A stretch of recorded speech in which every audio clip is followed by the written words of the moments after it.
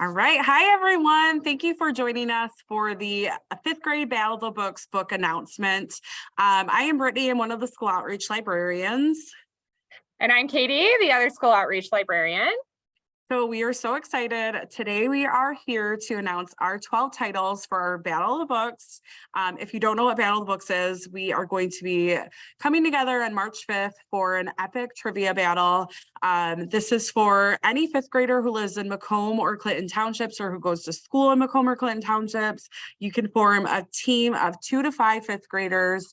You're going to read our 12 titles and you're going to join us for the battle. If you'd like more information and to register, please go to cmpl.org/Bob, and you can find our full rules, how it works, and how it's structured. But without further ado, let's talk about our 12 books. Katie, do you want to kick us off with some of the ones we talked about at schools? Yeah, so I'm going to start with my favorite book that I read last year, and it is called Ophi's Ghosts. And this is by Justina Ireland. This is historical fiction, but it's also a mystery. This is about a girl named Ophi, and she can see ghosts. This is something that happens every once in a while in her family. Nobody else can see them, just her though. And there's a tragedy that strikes her family. They're forced to move to Pittsburgh. This is 1920s America. Her and her family go to work in this gigantic mansion that's super old. Of course, it's full of ghosts. There is a mystery to be solved. I will say it is spooky. It's not like horror scary, but there's definitely a spook factor here. It's so good, y'all.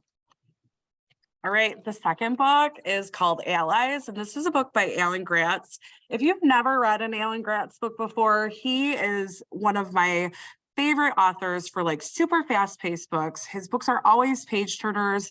I really love it that he does multiple character perspectives. So a lot of times he'll leave off a chapter on a cliffhanger, and when you come back, you're like, I need to know what's going to happen to this character. But you turn the page, and instead of knowing what happens to the character, you're in a totally different setting, a totally different world with a different character. So I just really love that, because for me, I just always want to keep reading when I'm reading his books. So this one definitely follows that. It's called Allies.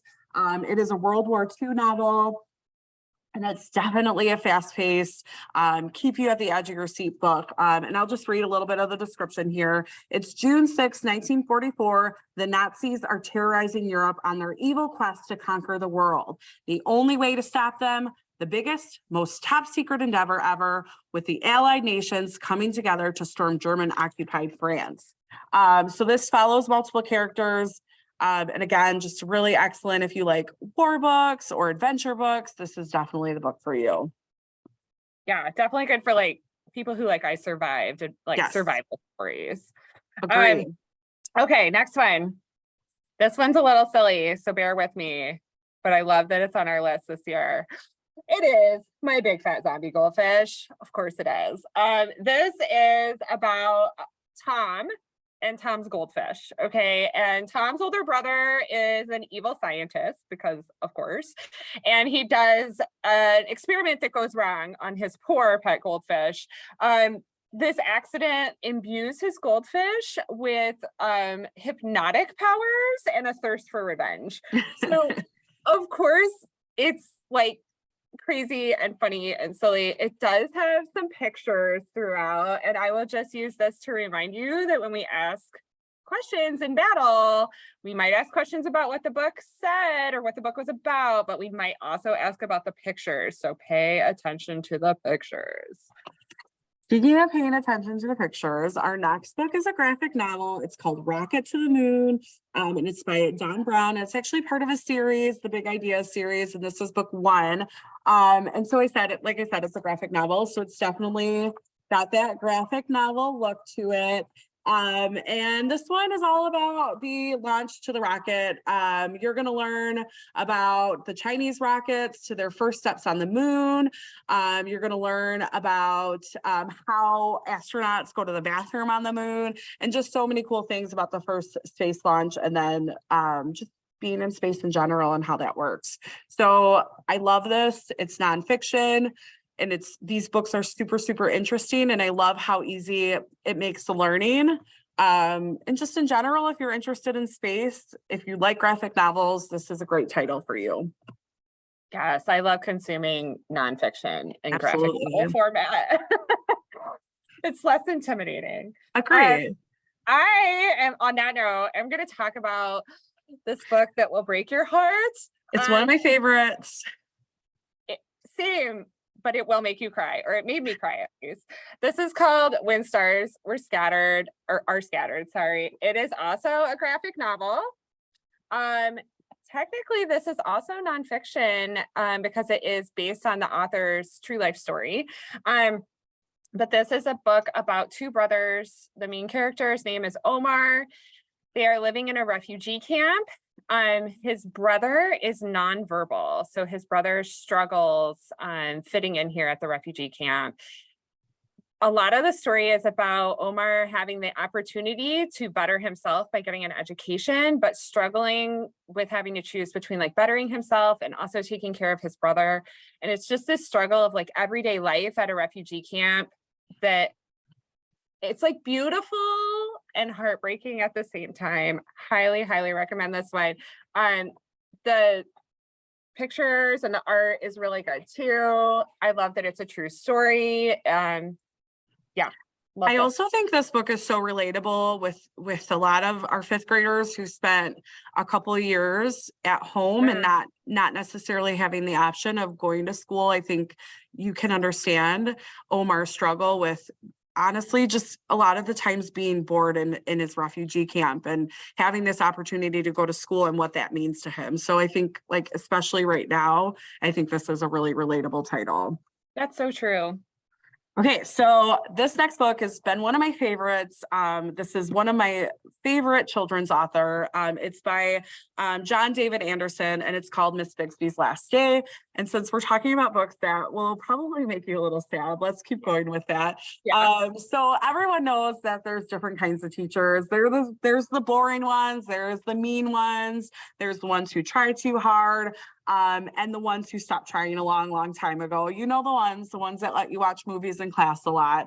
But then there's also the ones that you'll always remember as being one of your favorites, and that is Miss Bigsby. So the three characters in this book, Topher, Brandon, Steve, they know that this is that teacher for them. They're never going to have a better teacher.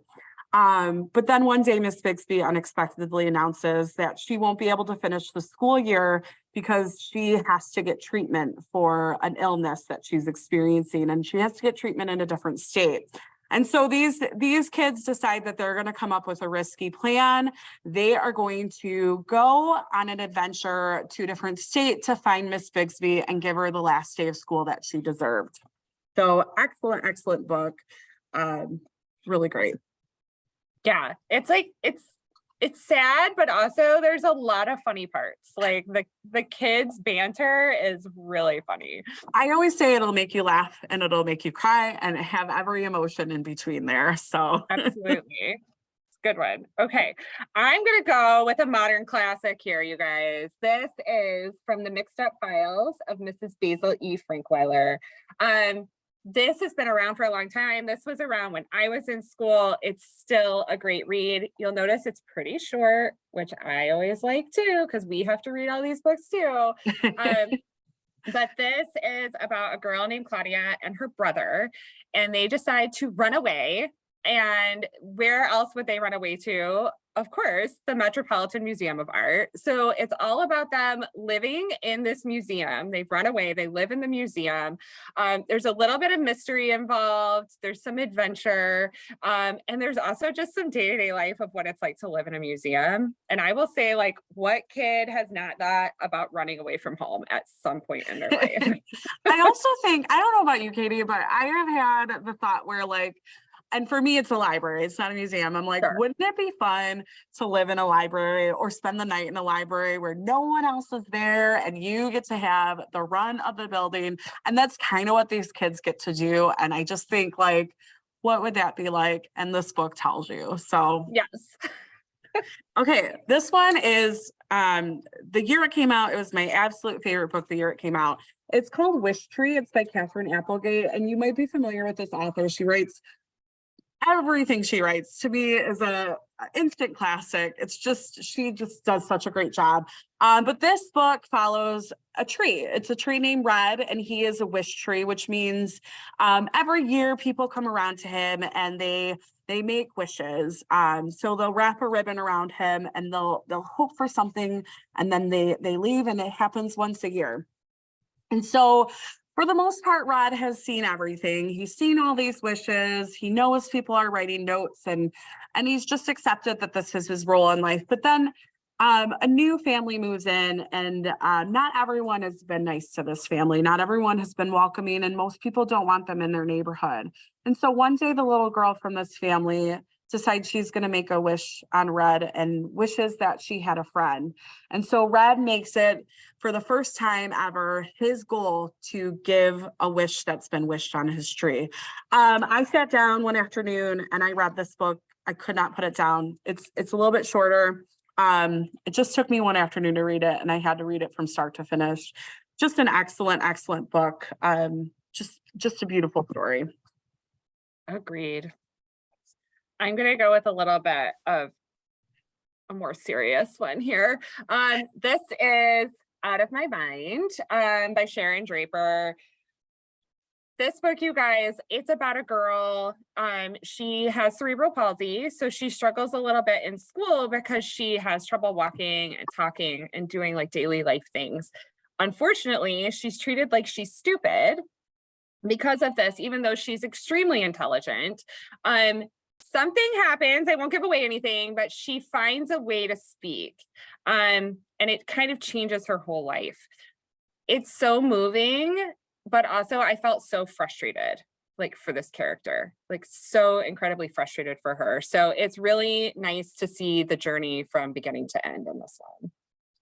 And I think this book is a favorite of a lot of people who read it. I think after they read it, it automatically gets into that top 10 list of books that they've read that have been super influential to them. Well, it sticks with you, right? Like, I'll be honest, the first time I read this book years ago, I wasn't that intrigued by the description. And then I read it and absolutely fell in love. So I hope you do as well. Okay, so our last book, our 12th book, I can't believe we've already, wait, do you still have one more? Oh, okay. All right. Our second to last book is one of, I really like this author. She writes hybrid graphic novels, and it's Remy Lay. And a hybrid graphic novel, if you don't know, it's kind of like Diary of a Wimpy Kid, where there is a lot of text, but there's also pictures throughout. So if you read like a Timmy Failure, same type of book. And this one is about two kids. One is named Jing Wen and one is named Yang Hao. And they have just moved from the country that they've known their entire life to a brand new country where no one speaks the same language as they do. And so it mostly follows the older brother, and he has started school, and he is super frustrated because he can't understand anyone around him, what they're saying, what they're doing. He can't understand any of the work except for maybe just the math work, because it's the same in the language that he speaks. And so in a lot of ways, he kind of just immediately gives up trying because it's so hard and it's so frustrating. And he's like, why even bother? And his little brother is having a much easier time than he is learning the language. And so he's just overall super frustrated. And so his dad has passed away, which is part of the reason that they moved. And one of the things that he remembers most from his dad is making food with his dad. His dad owned a bakery. And so his mom has had one rule and one rule only: when I'm at work, you cannot use the oven. And so, of course, what does he do? He starts using the oven and he starts working through a lot of his dad's recipes.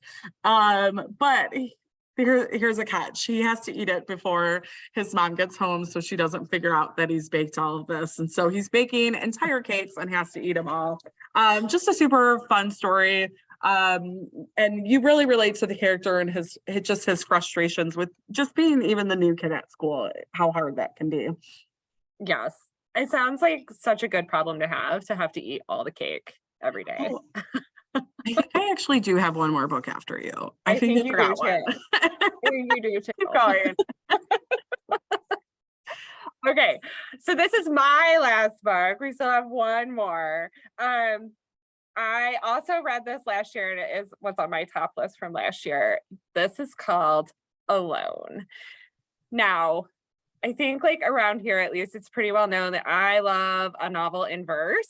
I know that like a lot of kids, my kids included, do not get that excited about a novel in verse, but let me just show you guys how many words are on a page. Okay, so this book looks big, but I promise you it's quick because there's not a lot of words on the page. This I would definitely recommend if you like survival stories like I Survived or Hatchet, which is a classic now. This is a story about a girl who wakes up one day and everybody from her town is gone and you don't know why. She doesn't understand what's happened, but she's completely alone in her town. So I want you to just imagine like waking up in your house and no one's from your town is there. Your family's It's like gone. Home Alone, but your entire town. Yes. And there's no electricity.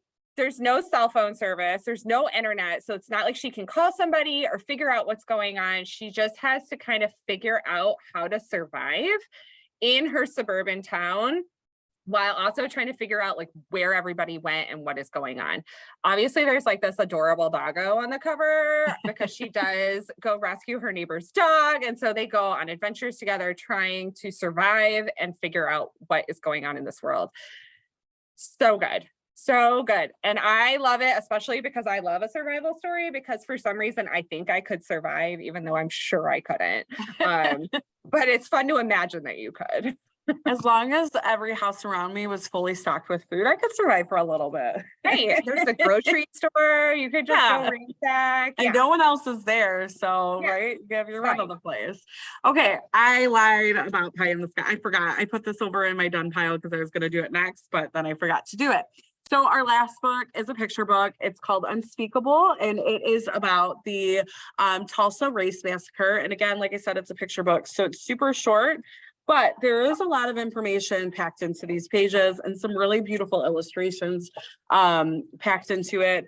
And if you can see this cover, the amount of awards this book won is unreal, including a Caldecott honor, which is a really big deal. But the book traces the history of African Americans in Tulsa's Greenwood district. And if you've never heard about this, you're not alone. I feel like this was a hidden part of history for a lot of people for a long time. And so having a book written like this is, it needed to happen. And so there has been no official investigation of what happened when a mob attacked a Black community back in 1921.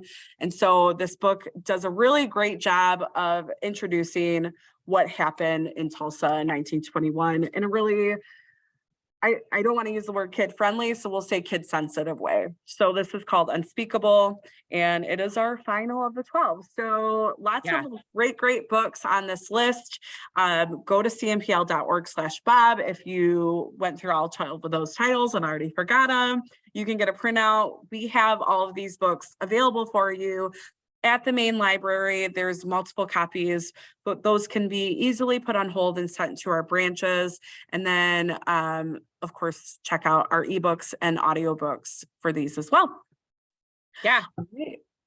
Awesome. It's super fun. I just want to say, like, battle is so fun. The day of battle, like kids dressing up in costumes, super excited to come compete. It is the most fun day of the entire year. So definitely come join us. And I don't know if I mentioned this at the beginning, but if you didn't get a school visit from us, there are prizes for this. So first, second, and third place win some amazing prizes. There's trophies to be had. And honestly, it's just a good time for everyone who participates. So again, if you are a fifth grader, form a team of 2 to 5 people, come join us. If you register by December 1st, I'm going to email your team a question that's going to be in the battle. So please head to cmpl.org/Bob and get registered and get started on your reading. And we can't wait to see you in March. All right, everyone. Thank you so much. Bye.